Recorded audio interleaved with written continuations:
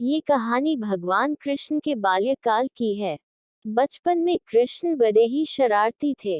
आए दिन कृष्ण भगवान के नए नए उलाहने रोज यशोदा मैया के पास आते रहते थे।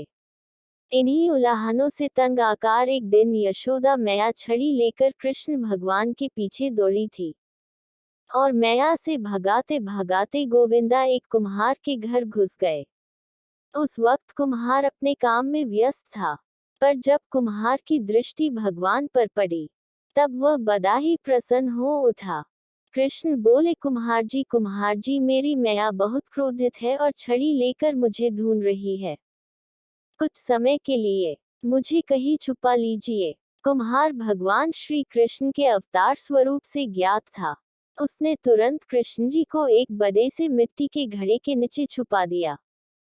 कुछ समय पश्चात जब यशोदा मैया ने वहां आकर पूछा, क्यों रे कुम्हार, क्या तूने मेरे कान्हा को देखा है? तो कुम्हार ने जवाब दिया, नहीं मैया, मैंने नहीं देखा।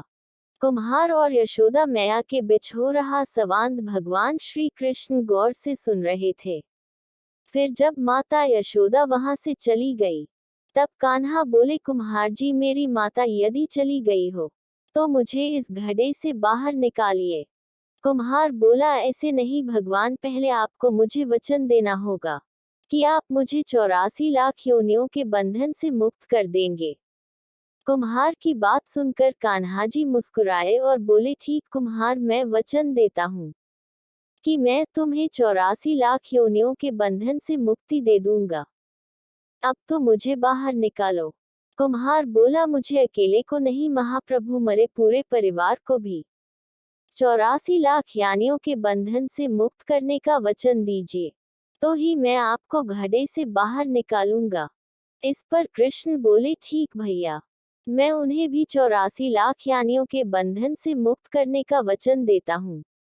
अब तो बाहर निकाल दो। अब कुम्हार बोला, बस प्रभु जी, एक विनती और है, उसे पूरा करने का वचन देते हैं तो मैं आपको घड़े से बाहर निकाल लूंगा।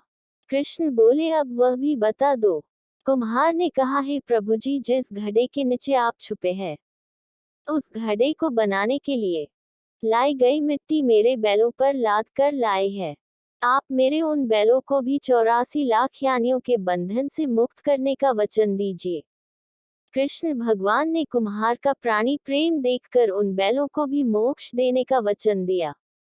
कान्हा बोले, लो, तुम्हारी सभी इच्छाएं पूरी हो गई है, अब तो इस घड़े से मुझे बाहर निकल लो। इस बार कुम्हार बोला, अभी नहीं भगवान, बस एक अंतिम इच्छा शेष रह गई है, और वह ये है कि जो भी जीव हम दोनों के बीच हुए इस संवाद को सुनेगा, उसे भी आप इस जन्म और मृत्यु के चक्र से मुक्त कर देंगे। बस यह वचन भी दे दीजिए, तभी मैं आपको इस घड़े से बाहर निकालूंगा। कुम्हार की सच्ची प्रेम भावना देखकर कृष्ण भगवान अति प्रसन्न हुए और उन्होंने कुम्हार को तथास्तु कह दिया। फिर जाकर कुम्हार ने बाल कृष्ण को घड़े से बाहर निकाला।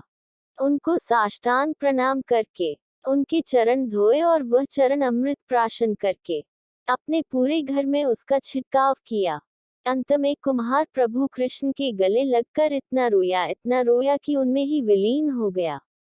अगर आपको ये स्टोरी अच्छी लगी हो तो इसे जरूर शेयर करें और इसी तरह के अन्य लेख पढ़ने के लिए सब्सक्राइब की बटन दबाएं।